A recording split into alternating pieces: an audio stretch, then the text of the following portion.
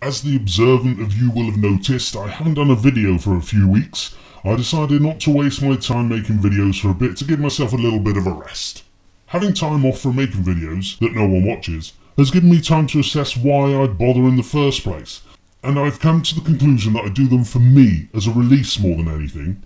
You see, once you've broken through the illusory spell placed on humanity by the media, you quickly realise that reality is in fact far different from the one that is created for us by governments and the elite, which is 100% supported by the media. Have a look into who actually owns the media. Being what has been deemed awake is hard work. It's exhausting listening to the constant daily lies from our government and the media's relentless repetition of these lies without question. If it's not government lies that are being spouted, then it's 24-hour coverage of what fake, narcissistic, orange-looking reality TV so-called star has been up to and who they've been shagging. We're given this tripe by the media, such as how Helen Flanagan walked from one building to a car. Helen?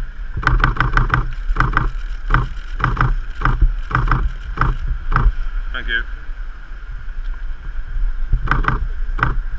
Or how this The Only Way is Essex star is wearing this or that dress. I'm not actually sure the Daily Mail website would survive if Towie hadn't have been created.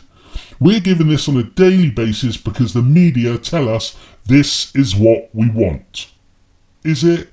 Is it truly what we want? Do we honestly want to have stories about talentless nobodies who only care about themselves and what they will look like in their next picture? I used to have faith in humanity years ago. I used to think that celebrity worship would be a phase, that we grow out of it. We demand more from the people who are supposed to be holding the lawmakers to account. I used to think we as a people would force the media to start covering real news rather than just tittle-tattle. But over the years, it's just gotten worse. There's now even more celebrity worship, only now the celebrities are somewhat at the bottom of the barrel. And as for real news being reported, you have to laugh at that. We get the official version of everything via the mainstream media, who get their official version of everything from the government.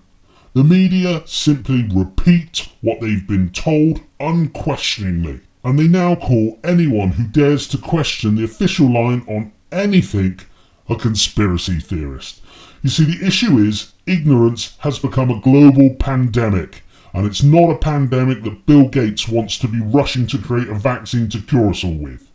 With the internet and all the information this holds, being an ignorant fuckwit is now a conscious decision. I have a friend who's very intelligent. He loves his politics. However, he will not, under any circumstances, look at any information other than that is provided by the mainstream media, which ultimately comes from the government. He simply refuses to accept that there is another side to the story presented by the mainstream media.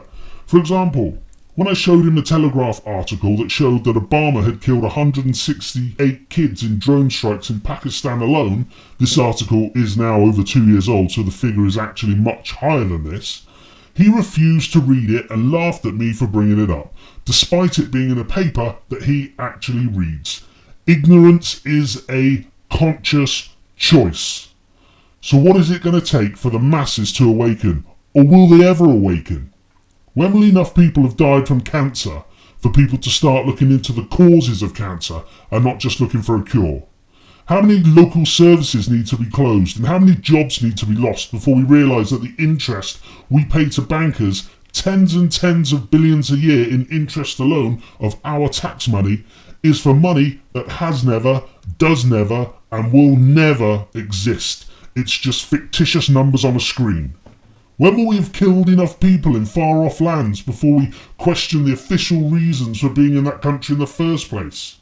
When will we realise that our government supported Al-Qaeda with arms, training and funds in Libya and are doing the same in Syria, whilst talking to us at home about the threat of Al-Qaeda as if we're little ignorant children? We know from experience that our government doesn't listen to its people. Politicians are out for themselves, no one else. We also know from experience that a 1 million or even a 2 million person march on London will do nothing to stop a government hell-bent on killing, regardless of the facts. Einstein is quoted as saying, "If you do what you always did, you'll get what you always got." During this global pandemic of ignorance, those of us that are awakened to this tyranny have to be able to adapt. If we're going to get our message across, we have to be able to grow up and admit that protesting simply does not work, so we need to try something else. What percentage of morbidly obese people drink Diet Coke by the gallon? Every huge mother I see in a supermarket with a huge husband and her 2 bald fat kids always, and I mean always, have 10 or more 2-litre bottles of the stuff in their trolleys. Now what if these human mountains actually thought for themselves, stepped out of the media-driven illusion of life and read a couple of articles such as these? A. Could diet sodas make you fat? Or B. Coke changes recipe, Pepsi still contains cancer-causing chemical. And having read said articles, these fat people then decided to boycott Coke, Diet Coke, Pepsi and Diet Pepsi to substitute it for water.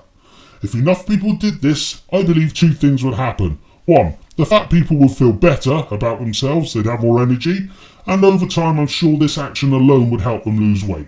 The other thing is that if a movement was created on the back of people finding out that Coke and Pepsi not only made you fatter, but also could give you cancer, and if on the back of that, if enough people refused to buy the poison anymore, then the company's share price would fall, and we would finally hit them where it hurts, in the pocket. It's all about money for these people.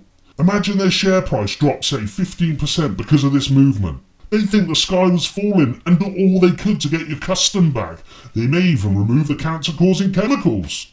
You see, this can work, and it's been proved in the past. Pepsi used to also contain aborted fetus cells in their sweetener. Yeah, you didn't mishear me. That was right. Pepsi used to contain aborted fetus cells in their sweetener. Just for good measure, eh? But pro-lifers boycotted Pepsi, and so Pepsi have now allegedly stopped using aborted fetus cells in their drink. How on earth can you drink this stuff? Honestly. You see, we could do this for anything if we came together. But it's whether it's too much hassle for people. People are just too comfortable being fat and lazy with their big 16-ounce Diet Coke and their big packet of crisps. As I've said time and time before, we have the power. We hold the system together. The globalists get away with this stuff because we are suffering from a global pandemic of ignorance which is spread by governments and backed up 100% by the media. It's time to wake up, people.